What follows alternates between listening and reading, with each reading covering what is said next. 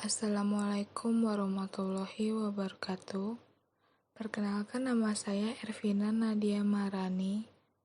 Saya ingin mempresentasikan tugas kewarganegaraan yang diberikan oleh dosen pengampu saya yang terhormat, Bu Clara Ignatia Tobing, SH.MH. Dengan materi yang diberikan yaitu masalah-masalah dan tantangan yang dihadapi dalam sistem hukum di negara Indonesia. Pengertian sistem hukum. Menurut Sudikno Mertukusumo, sistem hukum merupakan tataan atau kesatuan yang utuh yang terdiri dari bagian-bagian atau unsur-unsur yang saling berkaitan erat satu sama lain, yaitu kaidah atau pernyataan tentang apa yang seharusnya. Sehingga sistem hukum merupakan sistem normatif. Dengan kata lain, sistem hukum adalah suatu kumpulan unsur-unsur yang saling berinteraksi yang merupakan satu kesatuan dan bekerja sama ke arah tujuan tertentu. Sistem hukum Indonesia. Sistem hukum Indonesia merupakan perpaduan beberapa sistem hukum. Sistem hukum Indonesia merupakan perpaduan dari hukum agama, hukum adat, dan hukum negara Eropa, terutama Belanda sebagai bangsa yang pernah menjajah Indonesia. Belanda berada di Indonesia sekitar 3,5 abad lamanya.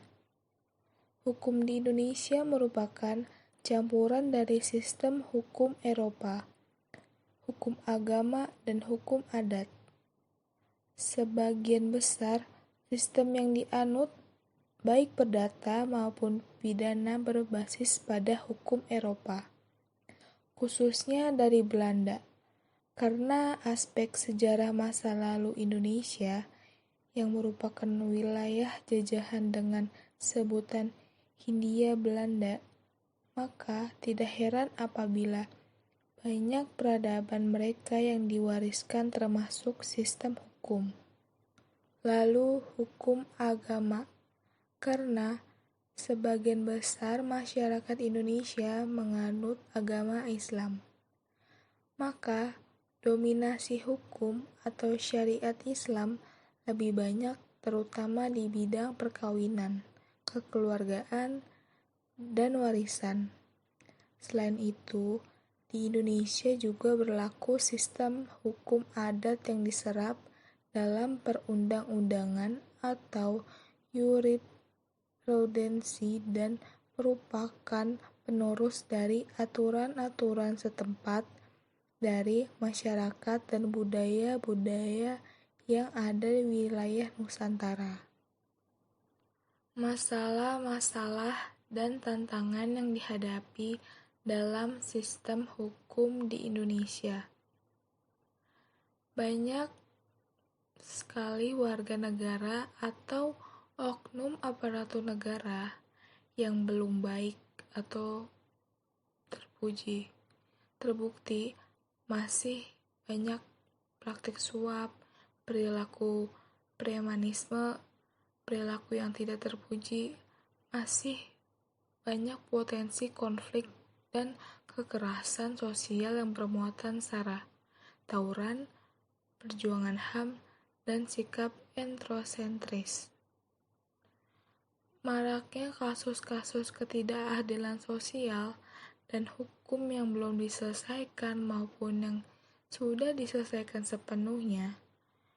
Banyak orang yang memprotes hukum negara yang terlibat dalam pernyataan ini adalah masyarakat yang tidak baik maupun yang baik, dan juga masih perlu ditegakkan karena penegak hukum di Indonesia masih lemah.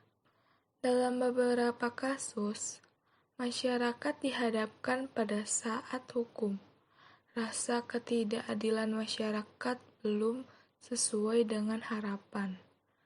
Sebagian besar masyarakat menyukai otoritas penegak hukum yang sering memberlakukan hukum bagaikan pisau yang tajam ke bawah tetapi tumpul ke atas. Jika hal ini terjadi terus-menerus, bahkan harus menjadi suatu yang dibenarkan atau dikenakan, maka jika menutup kemungkinan akan terjadi revolusi hukum. Oleh karena itu, tantangan yang ditanggulani oleh bangsa Indonesia saat ini adalah pertentangan penegak hukum di tengah maraknya melanggar hukum di segala sastra kehidupan masyarakat.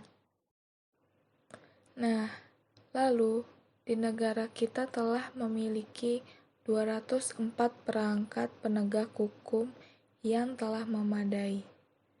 Persoalannya, apakah lembaga-lembaga negara dan badan-badan penegak hukum ini telah berjalan dengan baik dan sesuai dengan tugasnya? Benarkah aparatur penegak hukum telah meminta dengan baik? Diperlukan sebagai penegak hukum, bukan warga negara biasa.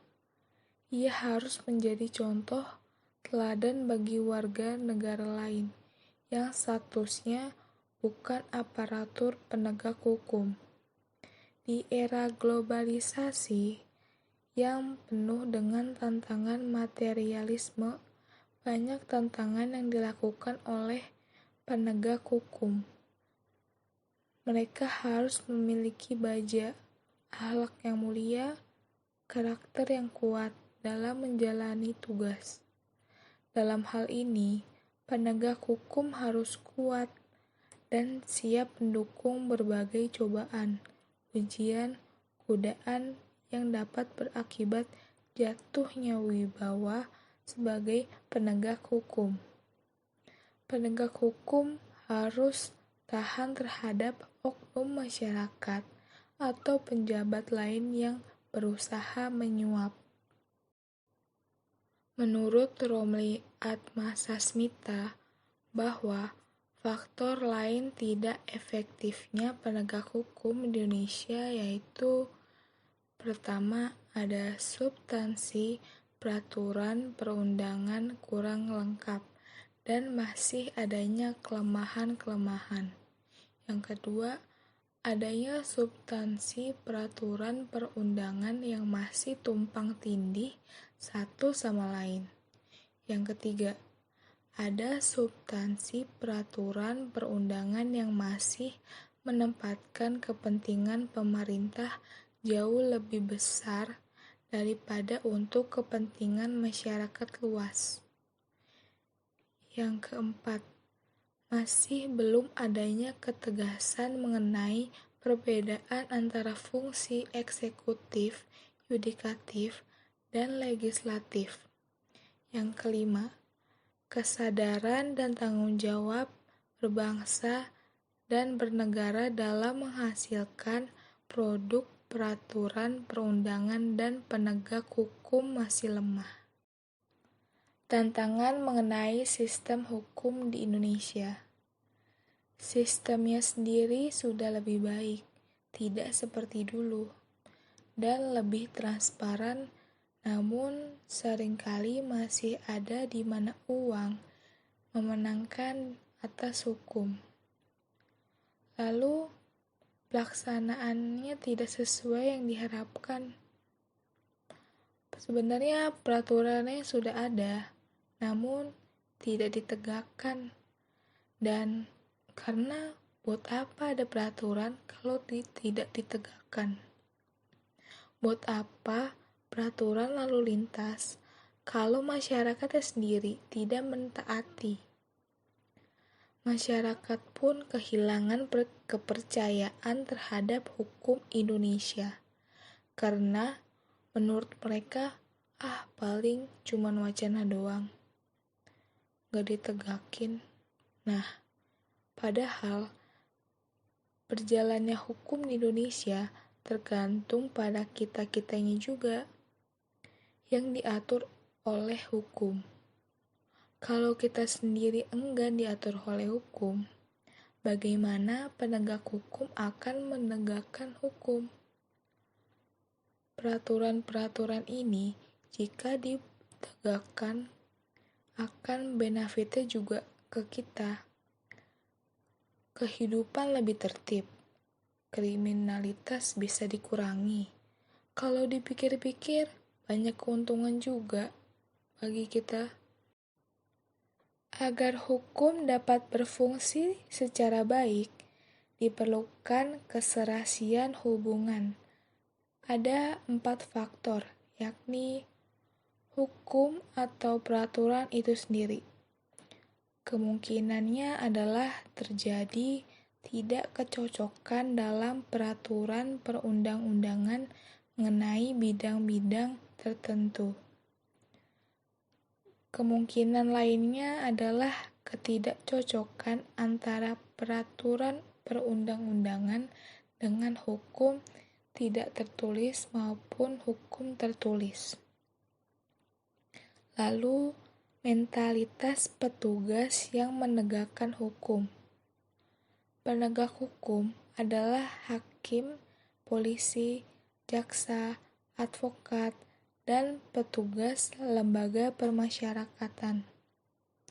Apabila peraturan perundang-undangan sudah baik, akan tetapi mental penegak hukum kurang baik, maka akan terjadi gangguan atau kerusakan dalam penegak hukum. Lalu, ada fasilitas yang diharapkan untuk mendukung pelaksanaan hukum. Kalau peraturan perundang-undangan dalam penegak hukum sudah baik, akan tetapi fasilitasnya kurang memadai pada batas-batas tertentu, maka penegak hukum tidak akan berjalan dengan semestinya. Dan yang terakhir, kesadaran hukum, kepatuhan, dan masyarakat harus sadar dalam mentaati peraturan yang ada. Sekian presentasi dari saya, kurang lebihnya mohon maaf. Wassalamualaikum warahmatullahi wabarakatuh.